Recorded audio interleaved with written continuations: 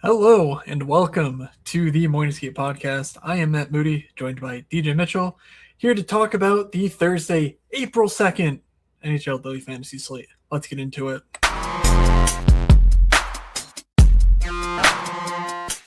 You're saying they're looking like an idiot.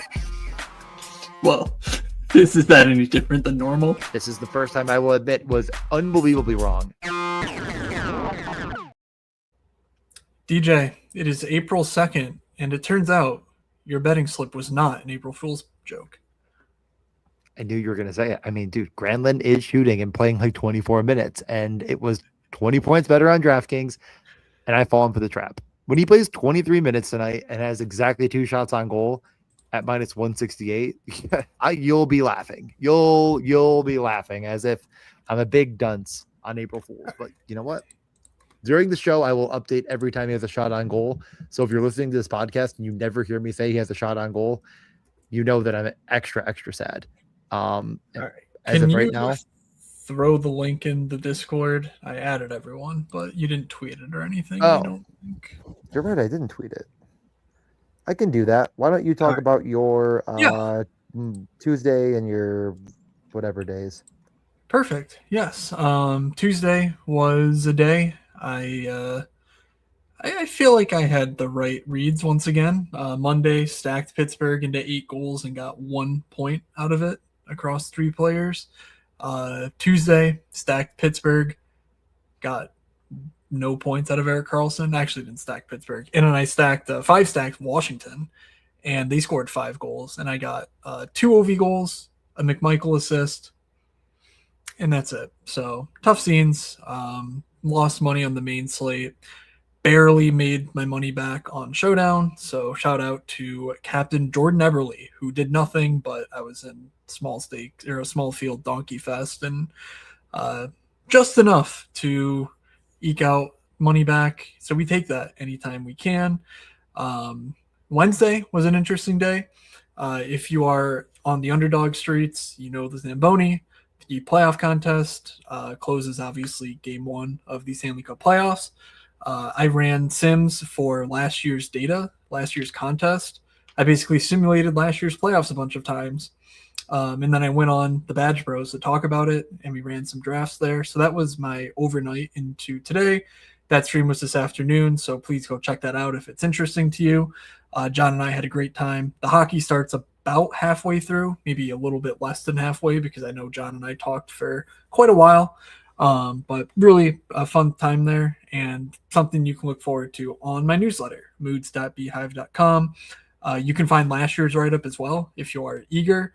I cover this on the show in depth, more depth, but basically the things I found last year also applied to this year. So there's sort of more certainty going forward that we quote unquote have the right strategy. So anyway, that was my day. It was a good day. Always a good time to go on the Batch Bros. So, but here we are back in wonderful DraftKings land. Here to talk about is it 13 games? Do my eye? 14 games. 14. Wait, let me give just a quick Tuesday, Wednesday for myself too. Just 2 quick things. First and foremost, went to the Sabres game on Tuesday. What a great time that is. Get your local professional hockey rink if you have one in your area. I mean, they're just so much fun. And it's just, if you're in the north like me, it's just so much nicer now that it's not absolutely fucking freezing going in and out of that arena. Like walking out with just my jersey on, no jacket. Beautiful stuff. Definitely get down to a game. And then on Wednesday today, I don't even know if I mentioned this to you. Maybe I did, maybe I didn't. I got thank you from the organization that a bunch of you donated money to. I will post the links again. The concert that actually is sort of like the spearhead of all of this is at the end of April. So we'll post it a few more times. But like the CEO and the COO sent me these really, really nice notes thanking me for, I'm guessing, no idea of what I really do to get people that wanted to donate money, because that certainly didn't come up. I think they just think I'm some good Samaritan that must have some sort of influence. And they're just like, it really means a lot. Like, it's so great. Thank you so much. Like, whatever, raising mental health awareness and our mission and stuff. I mean, again, it's just a place for people recovering from, I think it's more than just mental health situation by drugs. And I haven't really dove into all of it yet, but yeah, definitely still time to donate. It'll be all month. I'll probably post it a few more times. And now they're actually like starting to push. And my friend texted me saying like, hey, like we're starting to push it. I think the fact there's already a ton of money raised and a ton of donations is helping because people are donating. Like you just kind of want to be a part of something, I guess. So yeah, like thanks to everyone that did it. It's obviously still time. And you'll join kind of the pantheon of people. And then hopefully they don't look up too much about me because they'll be like, wait, you're like part of that. Nah, whatever. We'll worry about that later. Hey, anything you want to say? All money's good money, even if it's a giant loser getting them to give money. Hey, announced giant loser. Okay. Oh, Leo Carlson, not Mike Miko Granlund. Okay. Let's get to the slate though. You were pulling some things up, and I will also say I did watch almost all of your stream on the Badge Bros, and it was very, very insightful. A lot of good takeaways from last year leading to this year. I think it was the first tournament that I have drafted 100. I did not do 150, but the first one I drafted that I did, I know I did not come out like EV negative on. So I definitely want to get some, retool, replenish, go back to the well. I just didn't have enough Florida last year, and what are you going to do? So, really good job. I will say that my, we'll save the takeaways and the best puck, Zamboni drafting, because we'll be doing some of that ourselves. But if you have any questions, watch that video. If you don't get all your answers, we'll do some more stuff and, reach out if you have any questions. I think you'll be doing a write-up as well. Yes, that is correct. All right. Okay. We have 14 games to get to. Let's hop into it. I am presenting the sheet. Do you have a set of birthdays? No, I don't at all. I actually did not look that up. You said you were presenting, and I said your bottom. I didn't call you a bottom. I said you're presenting your bottom. I see. I'm showing my ass to the world here. There are too many actually, let me say one thing now that I'm looking up the birthdays. If you would have played the birthdays on last slate, you would have played Connor Ingram and Jacob Chikrin. I got to tell you, would have gone well. I should have seen. I played 5 Washington Capitals and didn't play Jake Chikrin. I drank the Cole Hudson Kool-Aid, and I feel like such a donkey. Wow. All right, April 1st birthdays that we've already missed were Riley Smith, Sergei Murashov, the goalie for Pittsburgh. I don't think Marashov. Yeah. Cody fucking Glass, Matt. You did miss Cody Glass birthday on the 1st. Sorry about that. And Warren Fogle. We move over to the 2nd. Do you want me to do the play as we go, or do you want me to tell you them right now? Okay, actually, won't matter either way because there is one player that's played an NHL game this year who has a birthday. And I don't believe they're in their respective teams. And I will spend the next hour trying to guess it. Damn it. No, Noah Juleson. I'm not playing that game. I honestly not even sure what. I think he's on Florida now. Is that right? Or is he on Philly? Jesus Christ. Philly. Yep. Good pull there. Yep. I pulled it up. I did not guess. I decided to look it up. I don't know why I thought he was on Florida. Just my brain. Okay. If I had another 10 seconds, I might have been able to get that because he's in their lineup still. But anyway, let's see. Vegas totals. What are we looking at? Tampa's got a big total. Some news there around Brandon Hagel's availability that we'll cover in a 6.5. That would be the highest total until we get to Edmonton. They're hosting Chicago. So, of course, they'll be worth mentioning. We have the San Jose Toronto Donkey Fest to get to.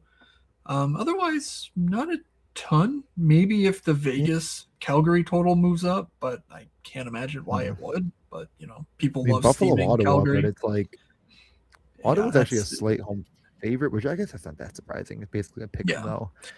I guess Minnesota hosting Vancouver is also not listed yet because they're playing right now. So Vancouver on a road back to back. No, it's up. I think it just updated seconds ago. -395, 6.5. Yeah. So there you go. There's your ownership check-in. Minnesota, some on Tampa, Edmonton and Minnesota certainly, and then I think Montreal. I could see Montreal getting some steam, to be honest. Yeah, we'll talk about them. Their price tags are pretty much gonna limit ownership, I think. But otherwise, yeah, the rainbow's here. If you want to go on the YouTube, the podcast is always in YouTube form. I will post a rainbow sheet prior to the slate, and it'll have some player information and whatnot alongside it. But let's get into the game by game. Starting off at 7 o'clock, we have Columbus, second leg of a home and home with Carolina. So Columbus at Carolina now. I'm not expecting their top line to change, but keep an eye out. I'm not sure how much it matters on a 14 game slate. We're not stacking against Carolina IMO. But last game with no Matthew Olivier, they went Marchment, Fantilli, Marchenko, Jenner, Monahan, Garland. Heinen slid into that spot with Sillinger and Coyle. Kent Johnson, Lundestrom, Wood didn't play at all. Boransky, Fabro, Provorov, Goodbranson, Matejchuk, Zamula. I'm not sure Damon Severson's status. I don't really care. I have a problem with last game's time on ice usage, DJ. Would you like to pull that up and let me know if you notice anything in a game that they lost and were trailing throughout? I have a couple guesses. One would be Kent Johnson playing 8 minutes. Another would be them playing Provorov 25 and Goodbranson 21. I was gonna say they played Monahan, Jenner, and Coyle more than Marchenko, Fantilli, and Marchment. I mean, yes. As a matter of fact, it would be that Sean Monahan. He of the less than 3 fantasy points a game over the last 10 led the team in time on ice over Marchment, Fantilli, Marchenko. Like, are we even trying to score here? I don't think so. I mean, yeah, no, it's completely unplayable nonsense. It's kind of. I think you actually. I'll take a line from you on the Badge Bros to prove that I watched. I think it was, quote, "I'm a lot lower on Columbus than most people." I think I can't remember what you said exactly. Actually, it was something along the lines of like, I think it's all. I don't know. I use the word hoopla, but you kind of made it sound like, like what are we really doing here with this team? Like, everybody seems to think they're like the hottest team in hockey and they're, on this absolute war path, but it just feels very unsustainable. I just have, I mean, maybe you could say that about my Sabres as well. I think at the end of the day here, this is too expensive.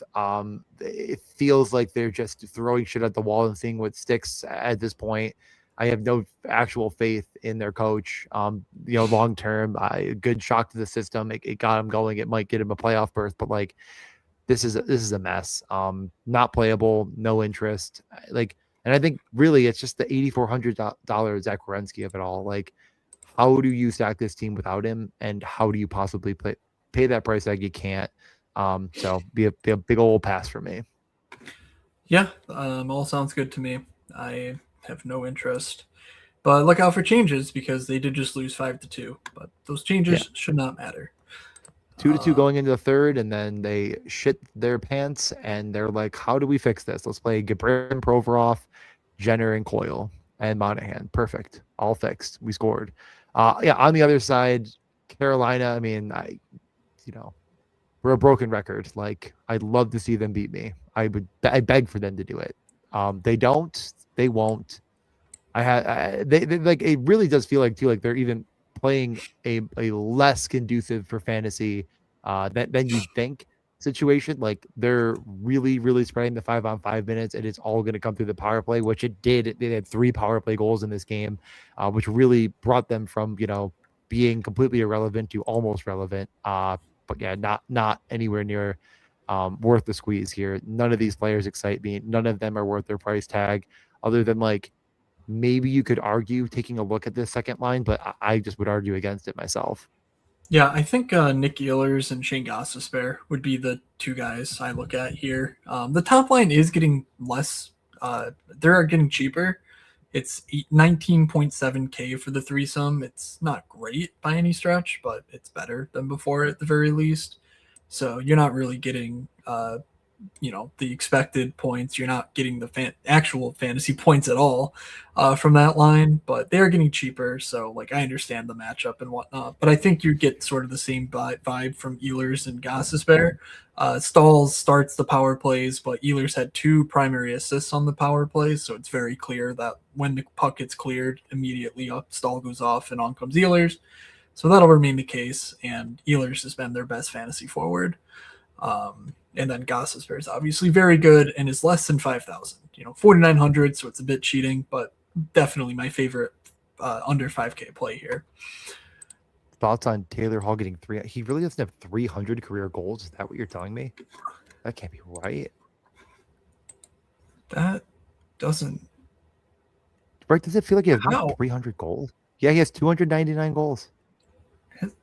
Has he played like 800 games? I feel like he's played 983, almost at 1,000 Holy games. fuck. My God. Well, He really, I mean, NHL he certainly MVP, fell Taylor off Hall. quite a bit. Yeah. Okay.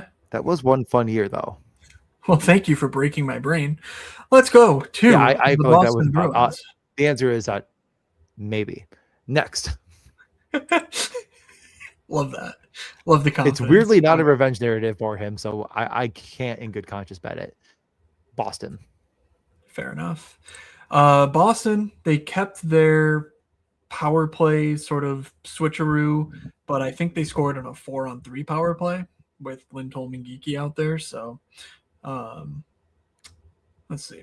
Is that would that be the I don't know how. I think that's how math works, or how counting works more specifically. But this line too, Middlestat, Zaka, Arvidsson. I think they also ceiling again. Lastly, Pavel Zaka on a heater. Talk about your cover boy. Cover boy. Yeah. I feel like we were both slowly banging the drum for him. And I mean, really, I think you spearheaded. I cannot take full credit here. Like, you were like, this second line, pretty good.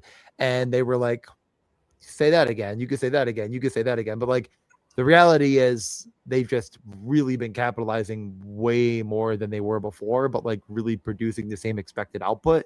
I can't, I'm not saying that you couldn't chase Zaka to 4,700. That's not that egregious, but you kind of missed the boat here. If you were playing it all along, cool. If not, I mean, I don't know, but he's a 30 goal scorer at 4,700 with a pretty prominent role at a pretty good matchup. Like, it's totally fine to play him, Arvidsson. I'm still kind of not a Middlestat guy, but I don't know. I mean, I think I'd rather just find the money for, obviously not like it's a real comparable, but I just play Pasternak and not Middlestat, and that's my lineup. Like, I'm not getting Makes cute sense. with Boston. I think it's a great stack. Like, maybe not as 14 game slate, like plenty of good options, but that's how I play Boston. Yeah, it is 18K, 17.9. So with Pasta, Zaka, Arvidsson, makes sense. I think McAvoy's been priced up beyond what I'm interested in at 6,300. And then the third line, if we sense that Boston 2 gets steam, Boston 3 could be the cheap line du jour, 11.2K there. Florida continues to take hits injury wise. They showed up against Ottawa, full credit to them. They showed up and honestly controlled large swaths of that game, not only scoring, but I think the first period, not only did they win the period 5-0, but they outshot them like 15-4 or something crazy. The numbers there could be wrong. I'm not sure how many goals they actually scored, but it was pretty crazy. But in that game, they lost Aaron Ekblad to a hand injury, took a puck right off the hand. So, for all the tanking nonsense, I think that's a legitimate injury. They also lost Dmitry Kulikov, which, like, they have a guy named Mikolas Horvorka replacing him, which, I mean, hey, if there's ever a time to make your NHL debut for the reigning Stanley Cup champions, now's the time, I guess. But congratulations to Mr. Horvorka there.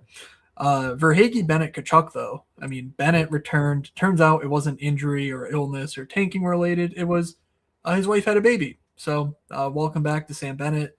That line is 18.6K, and they have sterling underlying numbers and smashed last game. So I could see going to there, in all honesty. But I don't think you need to. Like, Boston, I think, is a better team than Ottawa.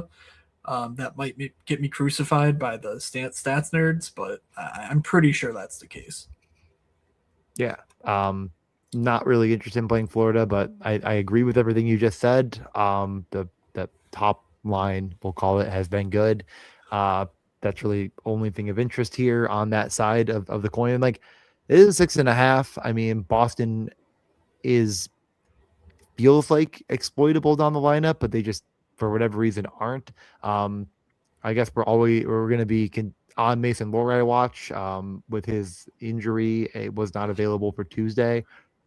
Could be out again. We didn't really see anybody emerge as like the clear cut guy. Like Hampus Lindholm played 20 minutes and with PP2, so I guess, but I just don't really see much of a need to pay 3,100 for Hampus Lindholm when he's done pretty much nothing all season long and continued to do nothing in that game. So, yeah, I'm good on probably this game in general. Sure, that's fine. Other than that Boston 3-man I said. All right, Montreal heading to the Rangers. Montreal put the boots to Tampa. I mean, pretty convincing 2-1 with empty netters victory there. Slavkovsky, Suzuki, Caulfield were dominant once again. Their prices remain quite high, 21.5K for the 3-man stack there. Lane Hudson slid up the lineup without Alex Carrier, so let's get that updated. My caps lock turned on, which I guess I did not look at how many minutes he played, but I expect would mean good things for the time on ice for Lane Hudson and make him more viable as a result. Down the lineup, Newhook, Kapanen, Demidov, Anderson, Deneau, Gallagher, Bolduc, Evans, Texier. I mean, we've done this song and dance. They're all cheap. It is the Rangers, but I don't think I'm going there. Montreal on the road. It feels like top line or nothing. And like you mentioned, I think at the very beginning of the show, Montreal could garner some ownership, but I think these prices will keep people away. So I'm keeping an eye out. If they're going to be somehow the chalk of the night, I think you're better off with one of the other high-end teams between Edmonton and Minnesota, because I imagine that's where it cannibalizes from. But I guess we'll keep an eye on it and see what transpires. But any thoughts here? Yeah. I think I might, if I'm playing it, just throw in Demidov and make it a 4-man, like 4,100. He's actually been shooting a little bit more and being maybe just a bit more involved in the power play as like the guy opposite of Cole Caulfield. It feels like there could be a spike game in there at some point for the guy, and like it's probably coming through the power play. So I'm keeping an eye out on the Ivan Demidov actually being a eye upside player situation that has not happened all year long. So yeah, I wouldn't hate the idea of going 4-man. If you're doing it, just like you're going to need to get cheaper. You might as well get cheaper with the team that you're completely relying on. You know, I mean, like they gotta be like 3 point, and like maybe that comes along the power play with another guy getting 2 points at 4,100. Okay. So Hudson went from playing 15 minutes the game before last to 26 minutes against Tampa. So that's going to be great news for him as long as Alex Carrier is out. 5,100 Hudson, perfectly fine play with that in mind. I think it's Jack Eye. Make it a 5-man. Yeah. It was Jack Eye Cooley as the bottom pair. I mean, sometimes you just got to learn how to spell Arbor Jack Eye without looking it up. It's pronounced shout out Wi-Fi. To me. Okay. Rangers, their lines did not change in practice today. So Lafreniere's advantage at Perreault, Cartier, Miller, Sherry, Cooley, Trocheck, Sikora, Brodzinski, Schmeller. There's a weird way to say that name that's much more local to his language that I'm not recalling right now. But and Noah Leba. I don't have any interest in the Rangers here. Like the top line would be of interest, but they, I think, have to run into the matchup, which sucks. With the top line of Montreal. So kind of a no-go for me. But Lafreniere, provincial revenge, question mark? In theory. Yeah, my interest in the Rangers is 0. I want to say like, yeah, probably there's a bring back here, but I don't know who it would be. Sikora. Hey. I don't fucking know. Green Bay. If he's calling to you, go with God. Yeah, I'm not playing the Rangers. Here we go. Detroit heads into Philadelphia for what feels like the 7th consecutive loser go home match. In the East, yet somehow these teams are both still in it. Detroit They're all going Kane. losers. Well, yeah, I guess so. Kane, Cop, DeBrincat, Finney, Larkin, Raymond, JVR, Casper, Appleton, Perron, Comfort, Major. I'm not sure if that was the case last game, actually, the fourth line, but who really cares? Of note, Edvinson, Sider, Chirot, Falk. A lot of the chatter around Detroit is this Chirot Falk pairing. Very funny stuff when you look into their underlying stats since that trade. Um, Makes the matchups game a little bit more interesting because like you're completely fucked in one case and have the golden path to victory in the other. But I don't know how much that matters from the Detroit side of things. Alex DeBrincat's been incredible. He's easily the top play on this team. Anyone else feels pretty thin. Anything to layer on top of that? No, I mean, it's it's kind of a mess. I expect probably to see changes after a 5-1 loss. It seemed like they did some changes on the fly in the game and tried anything that could work, and nothing works. Like the only thing that kind of works is DeBrincat, Kane, and Edvinson Sider, and they can't play all 60 minutes, and therefore other guys have to go onto the ice that are bad, and they get abused, taken advantage of all game long. And the Flyers just start playing good hockey, like up and down their lineup. I know last game the goaltending really got away with them. Dan Vladar just took a big stinky mud pie, unfortunately for them, and they got reverse goalied. He gave up 6 goals on an expected 2. That isn't going to win too many games. The Flyers are a good team. I really just don't have a lot of interest in Detroit here. Like, it's DeBrincat or nothing. Sounds right. And like you said, we didn't have any practice or anything to base this off of. So lines are subject to change here more so than in other cases. Philadelphia, on the other hand, maybe the same hand, would expect them to tweak some things. Porter Martone came in, 14.7 expected fantasy points, a couple really nice looks in the low slot in front of the net.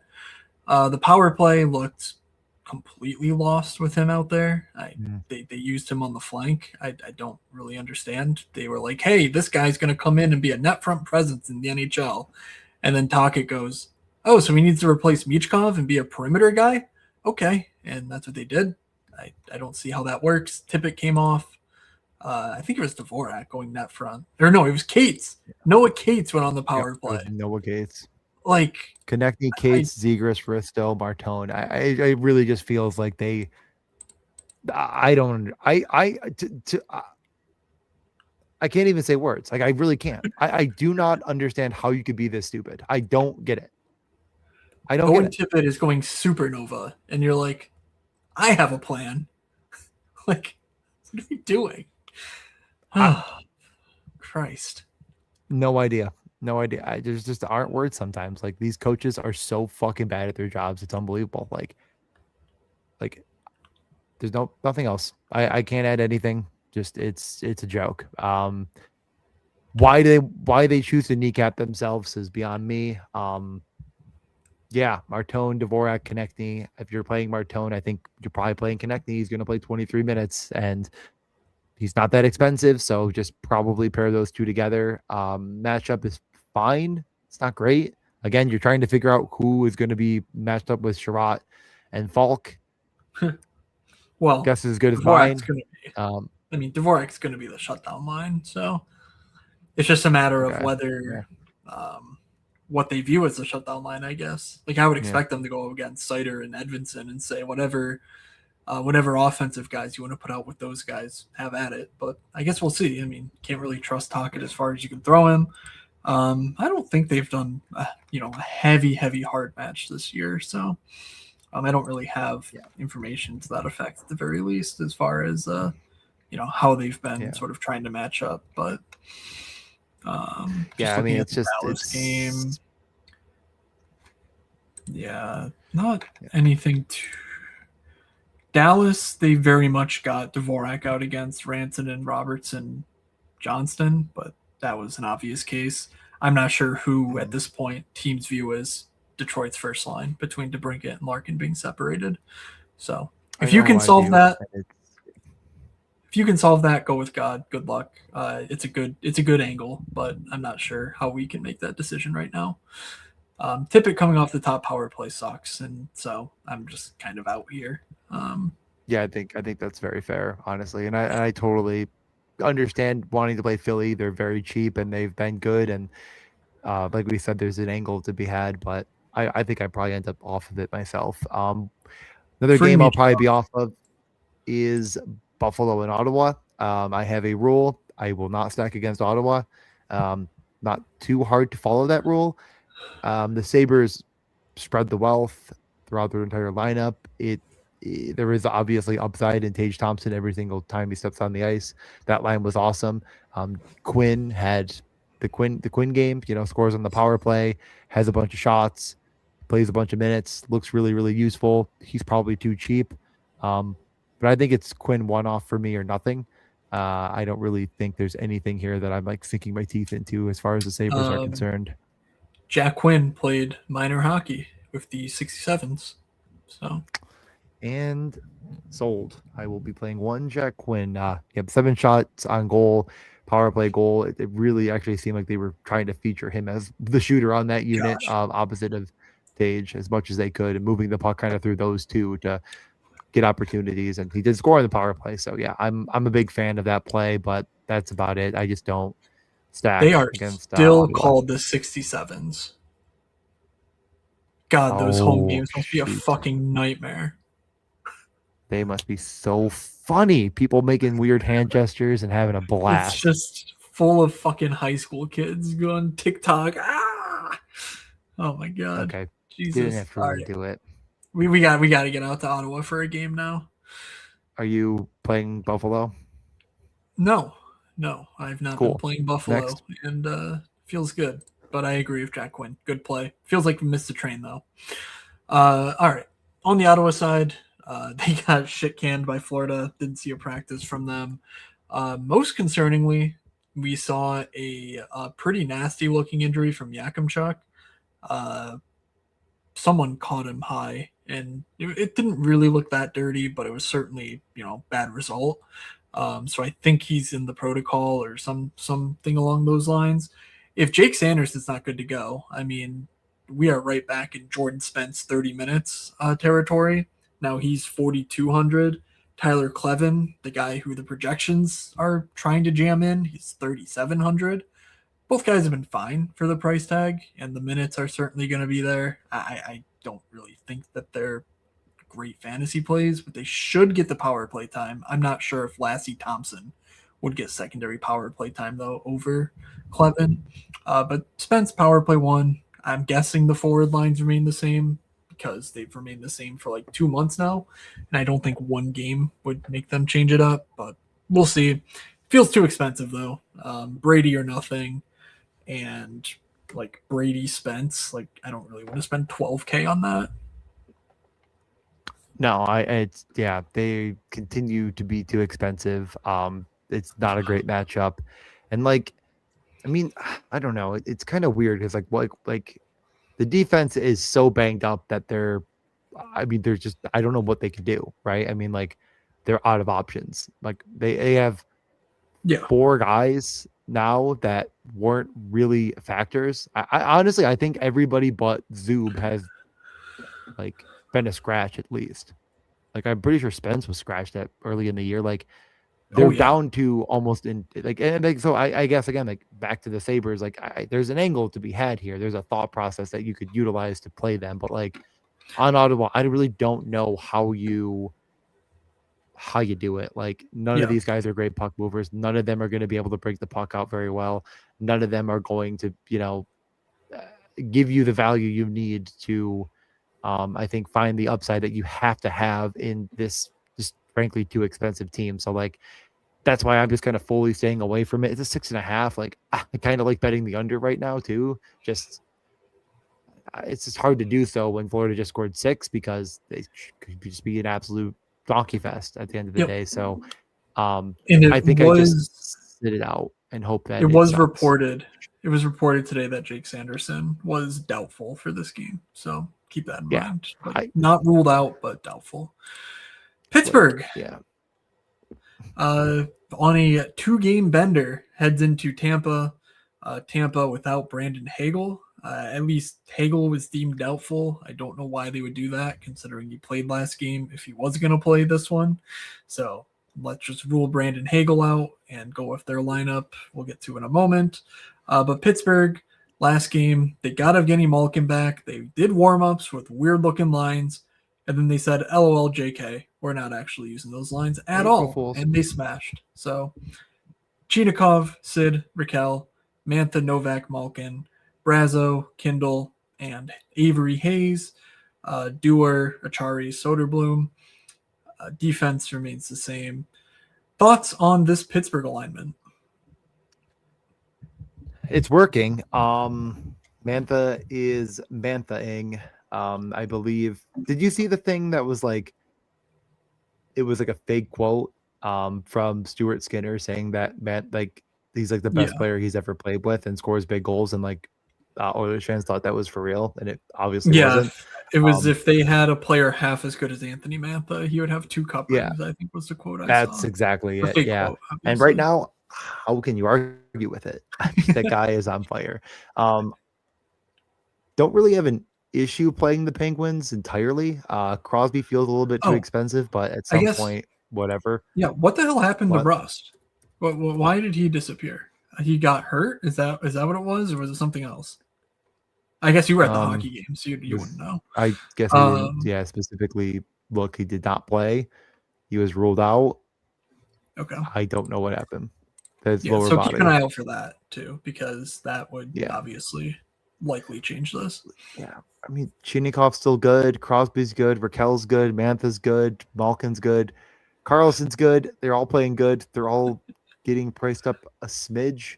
Not maybe enough, but like, yeah, it's not a terrible matchup with no Hagel, but it's still Tampa. I mean, not going to be very owned. 6.5. Mind you, Erik Karlsson is coming off of 2 games in which Pittsburgh scored 13 goals combined, which he has 0 points and something like, 10 total fantasy points. Over the past 10 hockey games, Erik Karlsson has 160 DraftKings points without counting the bonuses. I mean, he is on another planet right now. 5,900. It's a terrible matchup, but I don't know how you can look at that and say actually it's a bad play, because the underlyings are there. The team around him is cheap enough. Mantha 3,700, Chinikov 45, Raquel 51. If Raquel's on Sid's wing without Rust, I mean that's the ideal situation, I think, for playmaking on the wings.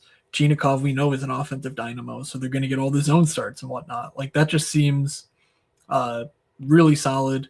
So, yeah, I mean, building on Erik Karlsson, obviously, but I kind of like Pittsburgh here. I haven't looked at the rainbow chart yet this podcast, so let's take a look at these first few games, see if anything should be added on to what we have said so far. Look at that. Dead even game looks pretty good, though, from a pace and goal standpoint. Pittsburgh and Tampa here. And moving up the board, nothing too surprising. I guess Boston, Florida looking really good by expected goals is a little surprising. But otherwise, Philly's fine. Ottawa, Buffalo, okay. But obvious issues that we've discussed lie there. Okay. Anything else on Pittsburgh before we head over to Tampa? I think it's a better play than we're giving it credit for, but I find it very difficult to see myself playing this stack, and I think it's really just like feels like I'm buying high. Yeah, I'm Pittsburgh. Okay, the team that I just said, I'm quite interested in them, but okay, got it. I'm saying I'm agreeing. Like, I think they're better than I'm making it out to be. Strangely. You phrased it strangely. I'm phrasing it strangely because I don't do English well. I'm telling you, I think it's a really good play, and I'm probably not going to play it. That's what I'm saying. Just that is what's going to happen.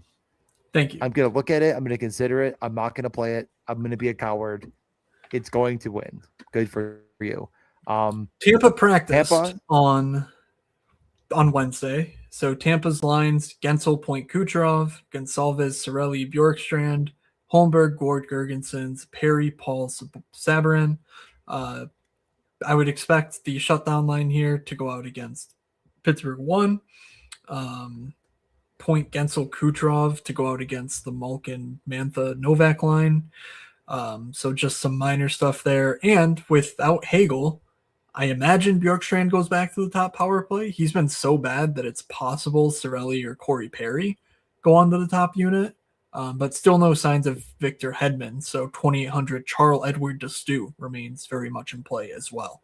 Any Tampa Bay thoughts? I mean, this is I wonder if the Kucherov allure is wearing off or not. He has not smashed in 4 games.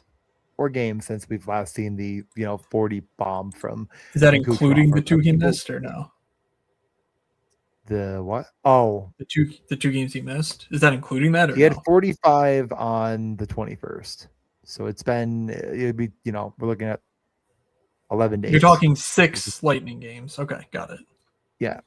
Has the allure worn off? You know what I mean? Like, that's kind of what I'm wondering here. And like, are people now thinking, ooh, the Penguins, on the other hand, now that's a team that I like you couldn't possibly stack against with the way they're playing. And like, I don't know, man. On the road in Tampa, going for that first. I know it's like maybe not. Maybe they don't care that much. Maybe they are taking their foot off the gas a little bit. But then again, Kucherov MVP, first place in the Eastern Conference up for grabs. Gensel, Point, Kucherov, affordable. The Nikita Kucherov we know, I think, is largely attached to Cirelli, Hagel, Kucherov, and they are just so good this season together. For the podcast people, 3.8 expected goals per 60 and way outscoring that, 28 goals on 21 expected goals and 2.3 expected goals against, and only 8 goals against. So like they are outscoring 28-8 in 330 minutes with Cirelli, Hagel, Kucherov. You twist that over to Point and Gensel, and they're outscoring their opponents 13-10. Like, it's just not been the same. Obviously, part of that is earlier this year, Braden Point was objectively horrible. I mean, there's a reason he didn't make the Canada team. It wasn't injury, in my opinion. It was the fact that he was terrible. Maybe it had to do with the injury, but he was so bad that maybe as of late it's been better. But you can see here in 180 minutes, 2.9 expected goals per 60 and 2.5 against. Still fine. It's good. 13-10, it's good, but it's not like Kucherov levels. So I would temper expectations a good amount based on Kucherov's recent run of form.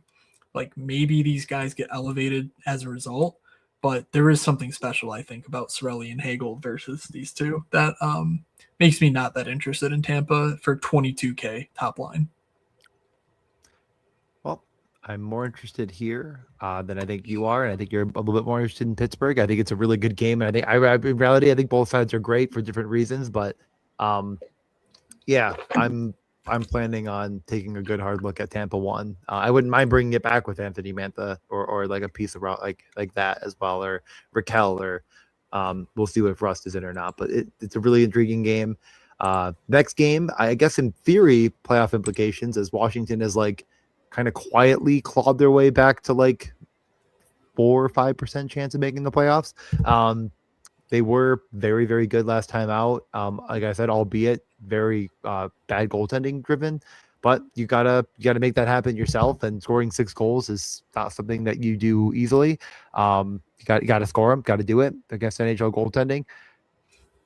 It is a game against the Devils that I'm not really enticed by, but there just feels like there's pieces here that are interesting. Like Sortis playing big minutes, McMichael's playing big minutes, power play, top, kind of lines, and it feels like there's something here that you could maybe stick your head out and say, oh boy, 2,900 Sortis, like playing 20 something minutes, playing with like, I guess NHL quality, like interesting NHL players.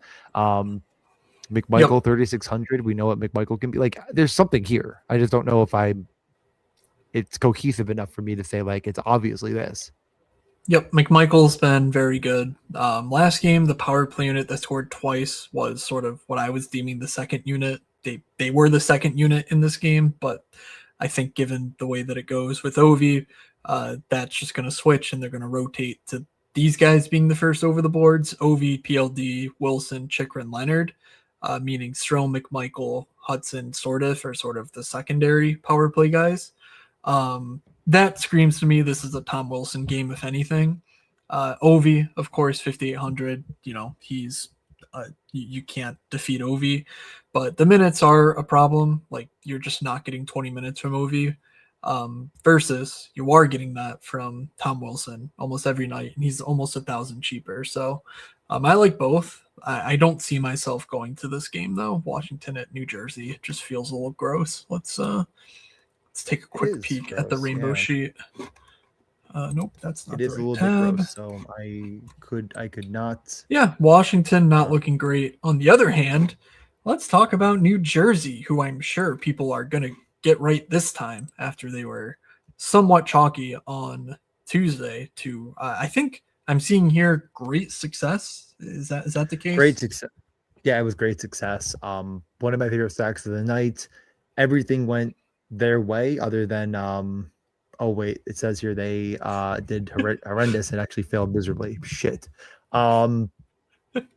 Brat Hughes, Connor Brown, all the minutes, power play 1, Luke Hughes, power play 1. I think he did have an assist in the game that makes anyone feel better at home. He did get a price hike, of course, from 4K to 4,600, just a swift, probably honestly correct adjustment, but nevertheless, yeah, it's intriguing. It's interesting. It's New Jersey against Washington. I like the Devils again. I really do, though. It's just the messed up, broken part of my brain that's just like, Washington kind of sucks, and New Jersey's underlying numbers look good. I don't have to do it, and I probably won't do it. I'm just saying, like, it's not that bad. It's not that gross. If you are riding the Hughes Brat Brown line, you may stay on board. It is 19K on the nose. You're getting 36 expected DK points and 39 actual over the last 10 games. That's fine. But this team can't score. I'm telling you, they can't score. Like, sometimes they will score, but they should not be chalky on any DFS slate, let alone on the road against Igor Shesterkin. And guess what? They were. They're going to be chalk again here because somehow the projection on Connor Brown is 4 points higher than any other player at the 4K range, and I have no clue why. Just stop it, everyone. Stop it. Good Winnipeg. They really sucked out against Chicago. Absolute Chicago. Just deplorable third period from them. Got outshot 10-2. And then Kyle Connor in overtime was like, actually, guys, I got you. We're going to get these 2 points. And they desperately need them. Pretty much any loss ends their season. And, well, they're on the road in Dallas. So I'm going to say no thank you. But, obligatory mention, Kyle Connor, Mark Scheifele are the engines here. They are rather cheap relative to, the minutes and the role they have. It's just a matter of, can this team score? Yeah, I think they're honestly the DJ sneaky stack of the night. I don't feel great about it, but it feels like a sneaky stack. Like, they just burned a lot of people. They hit their goal. They had 2.4 expected goals against the Chicago team, as we mentioned, is like pretty banged up. Defensively, Chicago feels like a nightmare. They feel like they should be more fun. They feel like this, that, the other thing. Well, the problem here is that Winnipeg has absolutely no depth. Their fourth line barely plays, although, Isaac Rosen did score because he's not bad at hockey, but that's, beside the point. The top line is going to see as much run as possible. It had 2 goals for and 3 goals against, I guess, if you include that overtime goal, which I am in this scenario. They're running 4 defensemen: DeMello, Morrissey, Sandberg, and Pionk. The other 2, Bryson and Salamonson, are just not really seeing much run. So you're going to get a very, very large concentration of minutes and an even, I think, more condensed opportunity and offensive run for very specific players who are going to go against a Dallas team with nothing really to play for. So, like, you're just kind of maybe talking yourself a bit more into a narrative, but Dallas has been leaky defensively. I'm not sure if the last 10 games support that as much as sort of the actuals of, like, some of these results. They didn't look great against the Flyers. I mean, they did. It was an overtime game where, kind of a Sunday, whatever sort of situation where things The just were a little bit. The matchup is neutral by expected goals, actual Yeah. goals, and yeah, that's can't Not a take great that game away from environment. you. I think I'm really only interested in the Winnipeg side of this situation for all the reasons I'm kind of saying. It's like you just don't get much more concentrated than this, in my opinion. But yeah, really not a whole lot else to see here other than like top line, Morrissey, Yeah. Pionk, moving on. So Dallas returns home. That could mean that all these guys that have been out of the lineup, Hintz, Steele, Bunting, like, quote, end of the road trip could be the name there. I don't think any of these guys will be back, though. Like, I'm pretty sure the commentary's been like, we'd be lucky if they're back by the playoffs. So, like, I'm pretty sure what we see here is what we're going to get lineup-wise.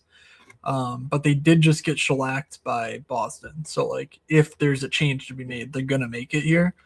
And, of course, keep an eye out for, line arrangements and whatnot changing because, J-Rob, Johnston, Rantanen, of course, would be much different than Ben, Johnston, Rantanen, and Robertson, Duchesne, Bork. I think I agree with you, though. I'm not really interested in this game or this spot. On the Dallas side specifically. I know you were talking about Winnipeg.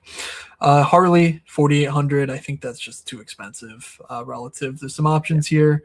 I think I already talked about Shane Gostisbehere, 4,900. Just feels significantly better, better spot, etc. And I don't need to spend up on these Dallas Stars.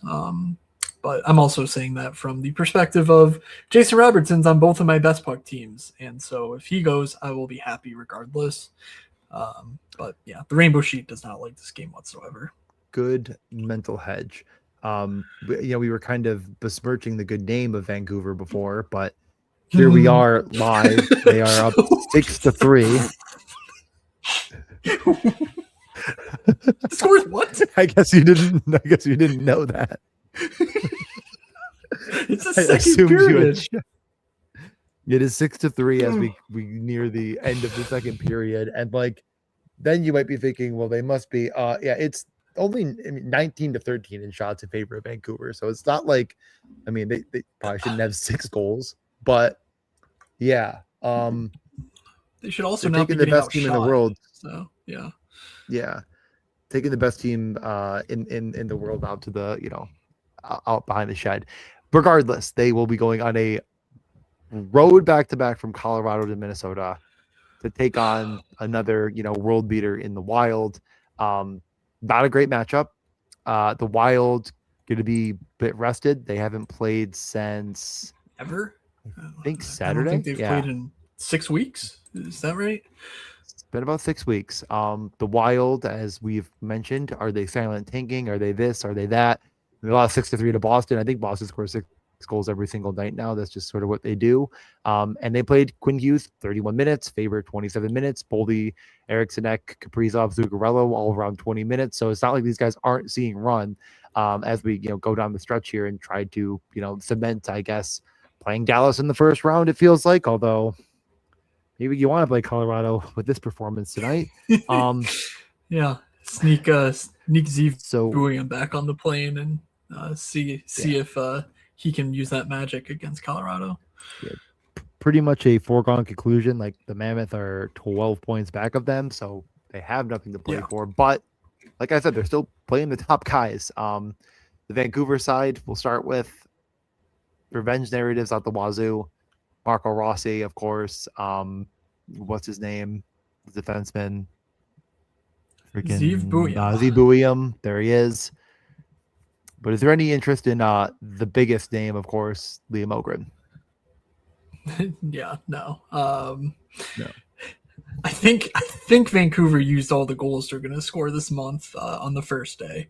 So yeah, no, thank you. Tough break. Yeah, that's fine. Yeah, sometimes shit happens. Linus Carlson moved back down the lineup, so like, there's nothing there either that I could say, good rates player, blah blah blah, bigger role. Like there's just like Jake DeBrusk is the closest thing to that, but he's already 3,800. If you're in a pinch, you need a one-off. That's the only player I would say, yeah, don't go looking elsewhere if you absolutely, uh, you know, have the option to. He's okay playing alongside Pedersen and Ogren and on the top power play. Let's talk about the Minnesota side, though. They practiced, I think, 74 times since their most recent game. So feel pretty confident. Kaprizov, Hartman, Zuccarello, Johansson, Eriksson, Boldy, Brink, Yurov, Tarasenko, Trennan, McCarron, Marcus Foligno is what we're going to see. As you mentioned, highly concentrated top unit defensively with Quinn Hughes and Brock Faber. Those prices are fairly high. But yeah, this place against a Vancouver team exiting elevation, absolute goldmine of a spot fantasy wise. Can these Minnesota forwards figure out how to turn expected fantasy points into actual fantasy points against Mr. Tilopilo in net?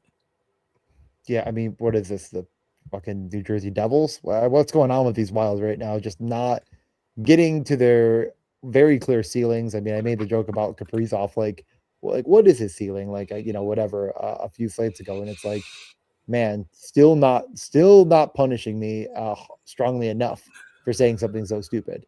I was like, he hasn't had a 40 since January. Uh, you're gonna, it's kind of what you're looking for on a 14 game slate. I would probably just play the full 5-man if you're doing it. Like you said, it's sort of like this perfect storm of a game, and I think they'll get owned. And I think people will split some of the ownership down the middle. I'm not going to say with any very strong thought of which line I like more. I say, fuck it. Kaprizov, Zuccarello, Eriksson, Boldy, Quinn Hughes. You're probably having to leave someone off of this train. Yeah, leave Zuccarello off of it. Who cares? Play Jack Quinn instead. If you need a few $100. Let's see. I'm looking at this top line: Kaprizov, Hartman, Zuccarello. Hartman's numbers obviously pretty crazy over Really the last good. 10. I'm looking at the last 3 games because that includes Eriksson being back in the fold. So I just want to see what that comparison is to see if that's sort of sustained. Yeah, 3 games since Eriksson-Ek's been back. 12.8 expected fantasy points, 13.9 actual for Ryan Hartman, almost 6 attempts per game. I think that's what I would do here. Top line for me personally. Again, Kaprizov, Hartman, Zuccarello, that top line, 18.4K just feels way too cheap for the top line on the top team total against Vancouver. And I feel like people will try to mix in Kaprizov, Boldy, Hughes type power play builds. And this sort of allows you a bit more of a mid-tier, 2 premium stacks versus just the one and trying to fill in around it. So Ryan Hartman, the key to success on Thursday. Nothing says it's baseball season quite like that. All right. Chicago at Edmonton. Chicago, they switched their lines up in the third period there. So let me just pull those up. Because, like I said, they played a very, very strong third period against Winnipeg. Ultimately tied the game, got to overtime. Or maybe Bedard just double shifted. Let me take a closer look here. I mean, Any thoughts yeah, on Chicago? well, I really want to be the put my put it down on Frank Nazar is back. He's played really, really well as of late. I don't like the line a ton. Like as a Ryan Donato stan, we've kind of reached peak levels of, oh boy, he's just really not doing anything. And Burakovsky has not done anything all season. So tough break for Nazar, who seemingly is doing everything.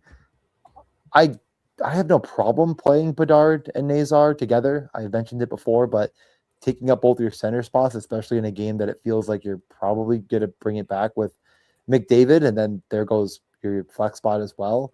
It was a bit tricky, but I think it's kind of a unique and fun way of doing things on this slate. That's, I guess, my interest. And, the next guy up on Chicago after Bedard and Nazar is Frondell, who you want to play. He's also a center. They're just kind of all centers, all centers with like some pieces around it that are not interesting at all, other than like maybe Bertuzzi, but I don't even know how interested I am in him. So it's tough to stack. Feels like there's a lot of one-offs here. Are there any one-offs that you like more than the others? No, not really. I don't know. I watched the Edmonton Seattle game quite closely and was like, oh, these aren't the Edmonton Oilers I remember. Um, so I don't know. Maybe McDavid saying, "Hey, we used to have a coach who coached us things, did something," because they look good by my eye. Though also that was the Seattle Kraken. I just don't think Chicago is going to be the team that breaks it wide open here. We're talking Yeah. about a relatively expensive Bedard, so there's some mid-tier stacks that I like about the same as mixing, Bedard with his cheap line mates. One-offs wise, you can take bet on talent. Anton Frundell, still 3,700. I'm not. Do you have his like? What's his shot attempts per game over his, I guess now career in the Frundell. NHL? I would need to Hold on. I have it load it. +10. Yeah. Rondell is 5 attempts per game over 5 games. Perfect. Very good. We like that. 3,700. There's your one-off if you need it. And probably better than Jake DeBrusk for a similar salary if I had to venture. Yeah. No, it's a good play. I mean, like I think Bartone will be even piled on more than him. So, it's sort of the that meme where it's like, I don't want to play with you anymore, Frendell. That was like the flavor of last week. We're on to Porter Martone now, and it's like probably about the same. Yeah, I think Frendell's significantly better than Porter Martone. Just throwing that out there. No, I don't disagree with you. I'm just saying I think that the field will. Okay. In a matchup they might like more, but yeah, we can move over to Edmonton. McDavid is practiced. McDavid. Yeah. Oh, sorry. Go. I don't know. They practiced Savoy, McDavid, Podkolzin, Roslovic, RNH, Hyman, Hyman maintenance day, so Hyman second line there. Trent Frederick back in the lineup with Dickinson and Kapanen, Max Jones, Henrique Lazar. Defensively, Eklund, Bouchard, Nurse Murphy, Wollman, Emberson. Status quo, no Draisaitl, etc. But like I said, they've been playing quite well. Podkolzin's been okay on the top line. Savoy's been pretty good. 4,300 on DK, 8.6 fantasy points per game. That's a 2xer right there, the number you look for. So you can play it with McDavid if you want. Has Savoy stuck on the top power play since Draisaitl went out? I haven't been tracking that closely. But any Edmonton thoughts from you? Last game, top power play. Bouchard, Hyman, Savoy.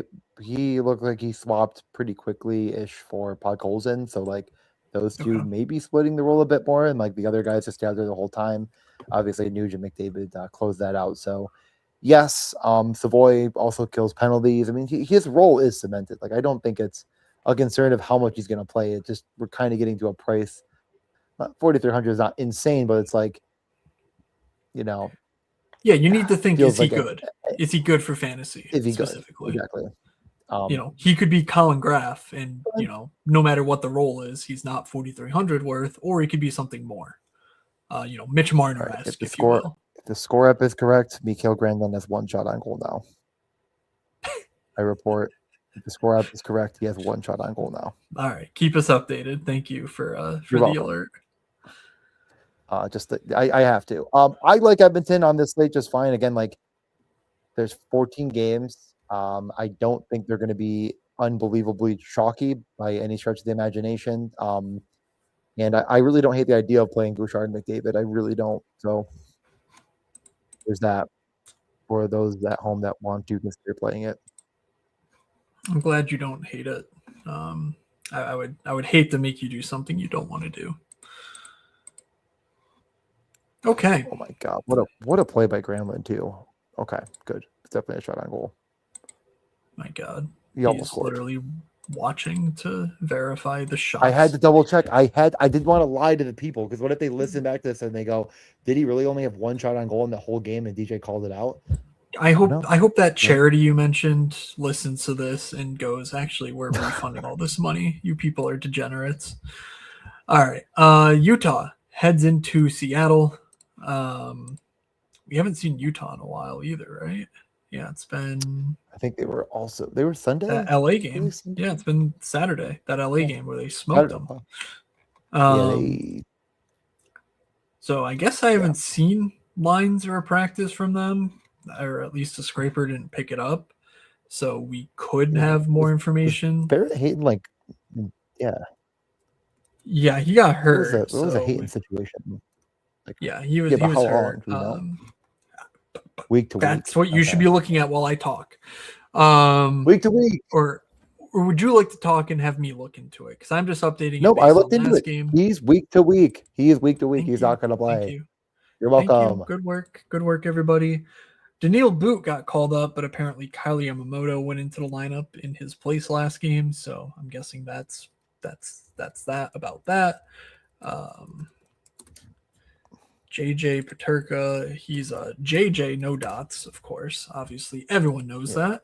And then bottom line, who gives a crap? These top guys are the story: Keller, Schmaltz, Kraus, Yamamoto, Cooley, Gunther. Yamamoto sucks, but Cooley, Gunther, power play 1. Keller, Schmaltz, power play 1. Kraus is somewhat useful. Do you have a preference there between top or second line, or are you not interested in this matchup on the road in Seattle? I mean, I'm not that interested in this in general. I think it's fine. I mean, what I'm playing is certainly Cooley and Gunther, like no doubt in my mind about it. Like I think Cooley is legitimately good for 4,300, and I think Savoy is a bit worse than him. I think, Frondell is a great play as well, though, for a little bit cheaper. So like, am I one-offing Cooley? Never, right? I'm always playing it with Dylan Gunther. So is that something that's going to eat up 2 of my wing positions? Maybe. I'm not going to say no right now, but I'm also thinking when the cards turn over, I don't end up going here because I continue to just think that, like, again, Seattle isn't good. They haven't even really shown all that much to make me say they're good defensively at all. I just think that they're not a team that like gives up massive fantasy output, and I'd have to look into that deeper and avoid any Kucherovs in that assessment. But I just don't really stack against them often, and it hasn't cost me too much unless it was Nikita Kucherov. Okay. Do you have your running shoes ready to go? Because speaking of Russians who played in Tampa, Mikhail Sergachev's last 2 games, 7 assists. He has a 4 assist game with 3 blocks and a shot, and a 3 assist game with 4 blocks and 2 shots. So back to back, 30 bombs for Mr. Sergachev, 5,400. Yeah, you can chase those points if you wish. He's fine. Yeah, no problem there. I mean, there's really not a lot of depth here that is interesting at all because they, you said like go up the 4th line, but like Paterka, McBain, and Carconi are also like kind of a 4th line. It feels like both of those lines just see significantly less run than the top 2. And they the power use plays are pretty Stenlund. really, yeah. They love Stenlund taking face off, so that's why that serves as like a quasi exactly. 3rd line. And I agree with you that like as much as I want to love it, you just can't really find the time on ice. All right. Seattle. I want to ask you one question. Berkeley Catton, 17 minutes last game. How much of that run came on the power play? I guess he didn't get the power play time. Yep. Because McCann not on either unit. Led them in Jaden 5-on-5. Schwartz and Eli Tolvanen. Yes, that would be what you do. Okay. That's what you do. They did not score. They also, I believe, went to McCann, Beniers, Eberle, Catton, Molgard, Schwartz at some point. Yep, 3rd period. I was watching it like a hawk, baby. Had my I don't know Jordan what Seattle's going to do. I know. I mean, we know what they're going to do. Yeah. They're going to. I don't know what they're going to do, and I don't know if it matters. Yeah. Yeah, I mean, that's the thing. We know what they're going to do. They're going to roll out Chandler Stevenson for 22 minutes, and they're going to lose, and then we go, well, whose fault is it? Clearly, it's Shane Wright's fault. I think they're now saying he's hurt, so it'll still somehow be his fault. Oscar Fisker Molgard, just another dude who could be a dude. Doesn't matter. 10 minutes to the bench with you. Jaden Schwartz came back, didn't do anything, but Berkeley Catton 2,500 still doing nothing. Great. Nothing to see here. If anything, it's the top line, 12.3K for McCann, Beniers, Eberle. But, less than 20 DK points per game for this trio over the last 10, and the expecteds aren't much better at just 24. 2x, 12K, 24, but certainly not great. Alrighty. The last couple games, we have Toronto. Oh, Jesus Christ, 3 more games. Toronto at San Jose. Toronto practice today. Cowan, Tavares, Nylander, Nyes, Bogru, Michelli, Nick Robertson, Domi, Dakota Joshua. Who cares about the fourth line? Morgan Riley, Noel, both healthy. Who knows who the power play guy is there? Not I. And Tavares and Nylander coming off of single-handedly ruining their lottery odds against Anaheim. In the revenge game of the century that actually was just a normal hockey game that for some reason Michael Pezzetta got kicked out of for punching an official because he's really smart. Anyway, thoughts on Toronto? I mean, if you're playing it, it's not difficult to know where you're going. The top line was fully power play correlated. It played a lot of run against Anaheim. Nylander played 24 minutes, Tavares 21, and Cowan 19. Of course, as you mentioned, Zeta got kicked out of the game. Domi only played 7 minutes, so I assume there was problems with him staying out of it. Yep. Yeah, kicked, right. So maybe not quite as much run to go around, but like it's not unplayably expensive. It's not a matchup that is like scary against. I mean, the Sharks sound scary. I know the Sharks are scary animals, but like back to back against the Sharks, this feels like the Tuttle's terrible take of the night of like they're not a bad play ? But I'll send it to you. Are they not a bad play ? That sounds right. I would love to see Easton Cowan do something before I just say he's not just fancy Berkeley Catton, though. Last game, he showed some signs, 15.8. So that's a positive. But I'm not totally sold that I want to spend $17K for this trio of Cowan, Tavares, Nylander. I think there's better $18K lines out there. If they were a little bit cheaper, then for sure I would be sort of selling it. But if you want to bet against Macklin Celebrini, here's your chance. That's what I will say to you. I just don't think there's a defenseman you can stack with him that you can trust. And then at that point, like why do it? There's several other stacks that I like either the same or better that I do think come with a really good defenseman play. Morgan Riley had his spike game last time out with a 19. And you're going to sit here and say... Oh, damn. That's tough. Yep. There's pie on my face. Egg on my face. Pie on my face. You can have both on your face. There's both on my face. Yes. Morgan Riley does that to a guy. Egg pie on your face. Yeah, Morgan Riley dead ? Exclamation point. Team is bad, and they play against another team that is the best team in the world. Point total, but the best team in the world. So, what are your thoughts on? Yeah, let's actually look at this quickly before I really give the stone cold facts. Toronto has 77 points, and San Jose has 75. So, yeah, San Jose has 3 games in hand. Fine. Okay, I was about to say that's made up. There's no, but yeah, okay, they have a slightly better points percentage. Okay, I'm just saying. The sky is falling, and there is not a cloud in sight. You are not wrong. So yeah, well, you see, DJ, they just didn't see the train coming in the Buffalo Sabres because, without the Buffalo Sabres, they would still be, not making the playoffs. But anyway. I mean, was it on Puck Soup that they said like Borsovsky is like actually should be in consideration for Coach of the Year? And they're like, I mean, again, I'm not saying they're even wrong for saying such things, like completely, but it's like we're talking about it. I don't know. There's just at some point with the San Jose stuff, and like we cannot say enough good things about Macklin Celebrini. We have to. We continue to. I did not. I was certainly not all aboard the train at the beginning of the year. There's a lot of good things to be said. Should they be minus 120 on a back-to-back against Toronto? Probably. That being said, fine. Toronto has a deep team. I don't know. All of a sudden, I'm kind of just thinking like Toronto. You know what? Here, fuck this game. Okay. San Jose back to Yeah. back. Okay, like Yeah, they're sleepy. you know, They're sleepy they've boys. been that bad defensively. What does the game look like on the 10 gamer? Let's look at the rainbow right. sheet. Here, the I feel like rainbow. this game is The not gonna look rainbow. that good. Answer some questions for us, Mr. Rainbow. Bad. Ugh. Good for San Jose, but How is San Jose doing Toronto's well giving up. defensively?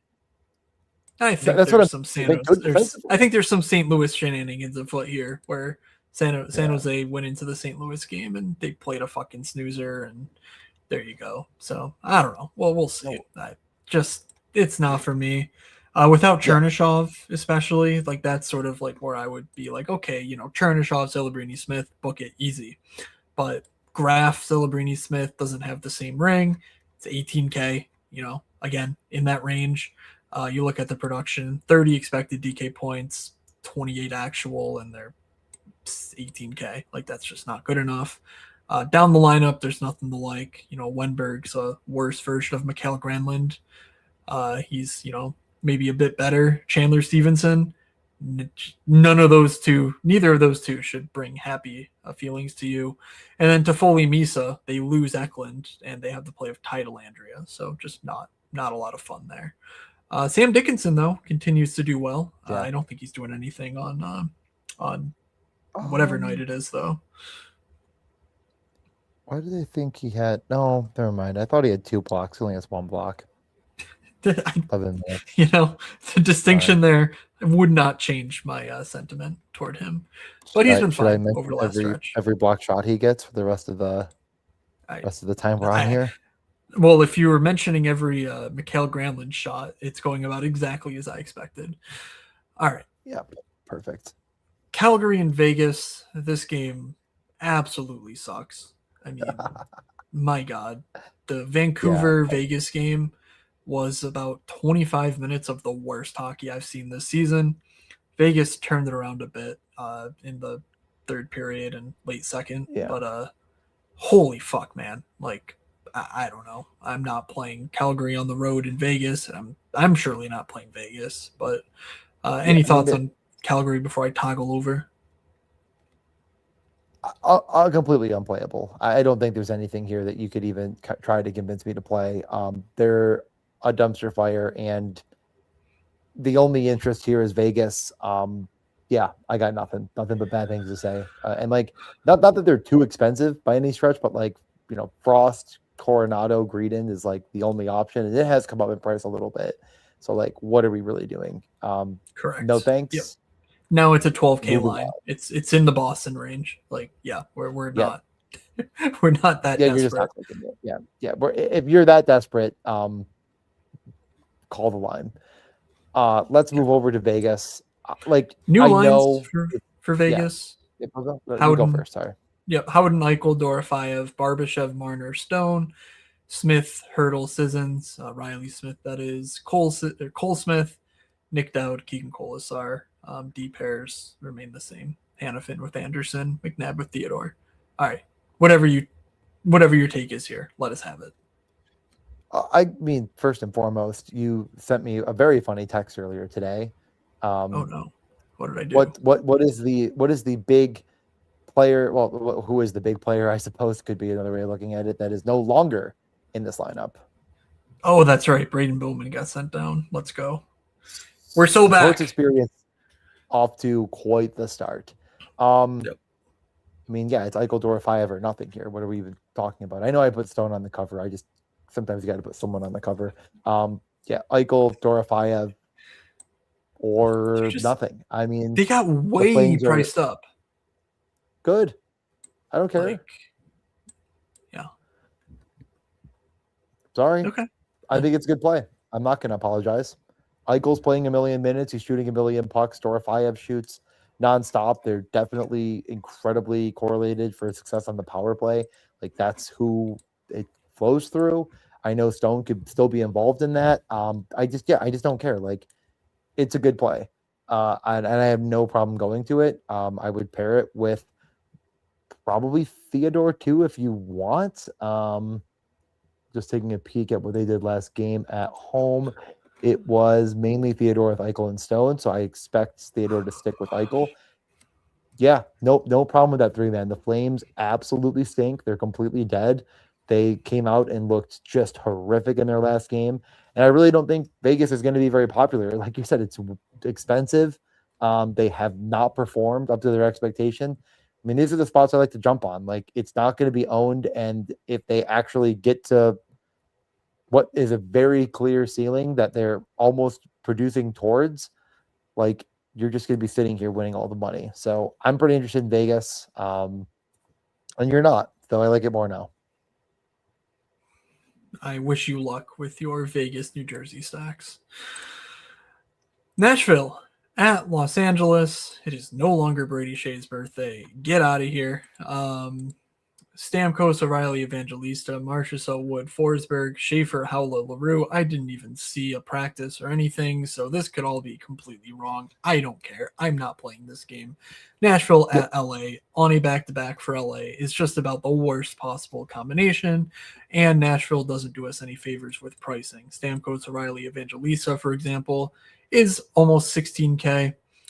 For what is about 26 expected points and just 22 actual. Forsberg's been good, but he's up at 7,500, and Yossi's 7,200 and hasn't been good. So there's just nothing here. I will be fading this game entirely. Wonderful. No interest on either side. Too expensive on the Nashville side. I think it's equally too expensive, to be honest, on the LA side. Like, it's not very. Like, the only, again, LA too has played great. And once again, Trevor Moore is shooting. Byfield is starting to shoot down the stretch. Like, I don't think I'm playing it against Nashville. But I would say, like, of all of the cheaper-ish stacks, it's not the worst.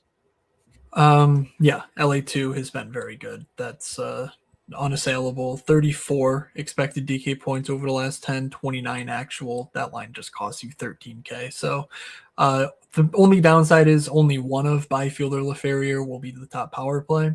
Kempe seems healthy. Yeah. He's back. He scored. He hasn't been shooting at all, so I'm not sure what the injury is, but it seems potentially related. But again, he scored a power play goal, I think, as we're recording this, and has 4 shots on goal. So whatever was ailing him, their long break could have helped. Basically, there's just been no changes made here. So it's what is the case will be the case. And that means Panarin, Kempe, Clark are fine, but they're a bit priced up. The line one with Kopitar is 18.5K. Brant Clark is 5,800. You get a nice blocks and point potential with Brant Clark, but another blocks bonus for Clark in the second after the second period. Like, this is Erik Karlsson money, we're talking Swedish Jesus, and Brant Clark is neither Swedish nor Jesus. Yeah, it's a tough click. If you're stacking LA, like, you're stacking Clark though. Like, Clark is double bonus 2-point like type. Like, I mean, again, I think his upside is undeniable. So, like, you could play it, but I'm not going to. No worries. We did it. 14 games. Long day of streaming for me. I've spent almost 3 hours on air talking. So yeah, I feel rather low energy. What about some stacks and goals to get us out of here? Last time out, you had Dallas 1, Washington 1. Not too bad. I had Winnipeg 1, New Jersey 1. Could have gone better. I had Lardis, Brady Tkachuk. You had Eberle, Suzuki. Suzuki scored. Yes. Lardis did not. No. No more Granlund shots. Thank you for asking. He's going to be down to 1 after the second period. Could use a second for a little bit of money. Let's pray. I'll say a prayer. Oh boy. I'll let you go first if you'd like on top stacks. There's a lot of options. There's plenty that I like myself, so I can't imagine you steal my thunder entirely. Minnesota 1. Kaprizov, Hartman, Zuccarello. Just too cheap. The expecteds are there. I talked about some of the stacking that I think the field will be doing, so just give me the top line, the 5-on-5 stack, and have at it. Go Ryan Hartman. Ryan Hartman night, everyone. Let's go. Feel the buzz. I'm going to do the Vegas one. I really think when the cards turn over, that's going to be, I'm going to have like Lindell 5. And I know you don't like it. I know it's not your favorite. What are you playing it with? if you're making it a 3-man? Theodore. Okay. I'm not playing Brett Howden. I mean, it's either Theodore or I'm just going to play Stone for the power play. Yeah. I just want to check the power play. I want to make sure they didn't do anything weird.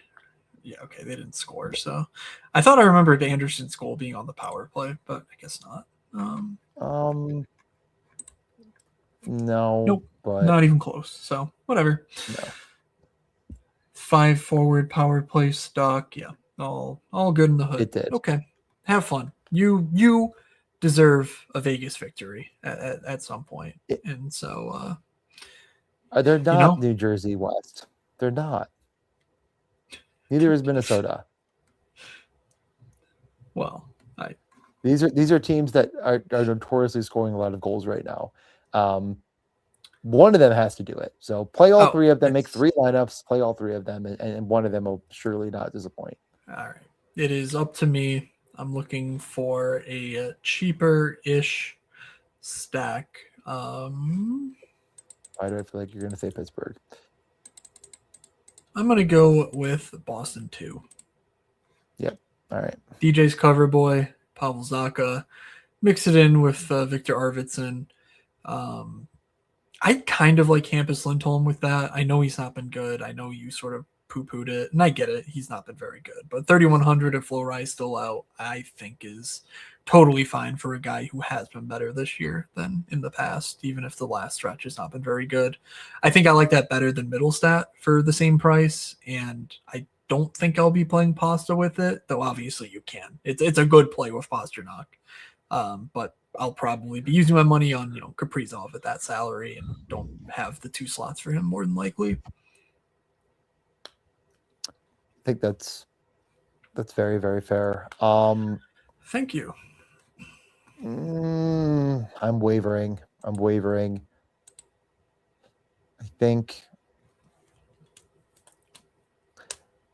think I'm going to be brave here, and I'm going to say, no, never mind. I'm not going to say that. I will go.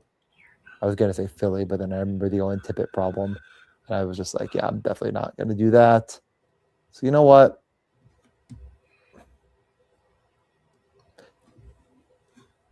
It's so hard to find a cheaper stack that I like. I really want to say something that's like not that cheap, and I know I can't afford it. So give me. I'll do the Pittsburgh thing. You know what? Give me Malkin, give me Mantha, give me Carlson. Okay. 5,800 Malkin, 5,900 Carlson, 3,700 Mantha. Does that fit? Does that fit with your Vegas stuff? I think it does. Probably does, but it's close. Yeah. I don't know. I'd rather play Winnipeg, but I don't want to do Winnipeg again. I thought you were clicking it in, but I'll lead off my guaranteed goal because you did not tread on my toes somehow. I'm going Rickard Rakell, 5,100 guaranteed goal. Power play 1, playing with Sid. He's no longer at center. Let's just, obviously Brian Rust returning could change that, but I think I feel pretty good about that. And again, the Tampa spot without Hagel, it's just so much better. They're way better with Hagel than without him, of course. And I think that's a huge deal for, a guy like Rakell who can get there at 5-on-5 or the power play. And we haven't seen him much with Sid and Chinikov, so very curious to see how that goes. That's pretty brave of you. I can't lie. Thank you. Very brave. I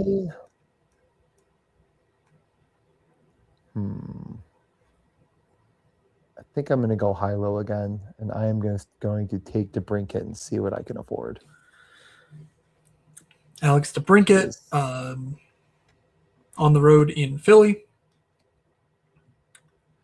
Yep. I have 5,900 left. I'm going to use 54 of it and take Nick Ehlers for Carolina here. My favorite Carolina forward, guaranteed goal, Nikolai Ehlers. I'm dumpster diving as we speak for 3,100. You have 3,100. There's got to be someone down here that doesn't absolutely suck, right? E2 Luosterainen. Sort of. Sort of. Yeah. Sort of. Okay. What do you think? You don't like sort of? You're not a sort of guy anymore? I played him. I played him last sleep. I'll tell you what I got. Not a lot of fantasy points. A lot of ice time, not a lot of fantasy points. Just the way I like it. You know what? I mean, when I really bet this, I probably won't play sort of, and I'll probably bet someone that might actually score. So maybe I'll just break the rules a little bit here and just go with McMichael. Wow. Just, I mean, the tap out of all tap outs to close a marathon of a podcast. Wouldn't expect it from anyone other than the Michael Granlund betting DJ Mitchell. One more shot and we're fine. One more. Come on, you say whatever you want. He gets 2 shots and that parlay hits. Oh, we'll be watching. Parlay too. Oh man. Oh yeah, man. 1 shot because Babinski, Point, and who was the other one? Malinsky fucking scored. Oh, he didn't get a power play point. Come on, man. Come on. Yeah. No, it was block shots. 2 block shots for Clark minus 145 or whatever it was. Just fucking free. I hit the Malinsky thing 3-1. Just hit it. They get announced on the power play. He plummets down to 2-1. So I have I could have cashed out for gigabucks, but I had to boost. So I'm like, just gonna let it ride. And guess what? Get a, come on, Colorado, do your thing. All right. Anyway, if you missed it earlier, go check out the Badge Bros stream. I was on it for the second half, talking Zamboni, NHL playoffs, strategy, player takes, all sorts of stuff there with John. Always a good time. Badge Bros, pretty easy to find, but I also retweeted it. My Twitter is @FakeMoods. There's some visuals as well from my Sims. I will be updating the Zamboni manifesto in a new newsletter post sometime over the next week, hopefully by this weekend, but no promises. But yeah, so that'll be my Friday. There's going to be no Friday slate overview. It'll be time spent on the Zamboni, on the newsletter, moods.beehive.com. DJ, anything you want to plug or say before we go? I retweeted it as well.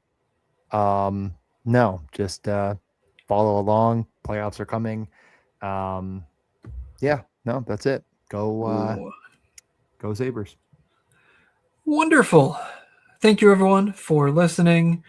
For everyone except Mikhail Granlund, good luck out there on Thursday. So, from Doug, from DJ, from myself, have a good Thursday, everybody, and we will see ya.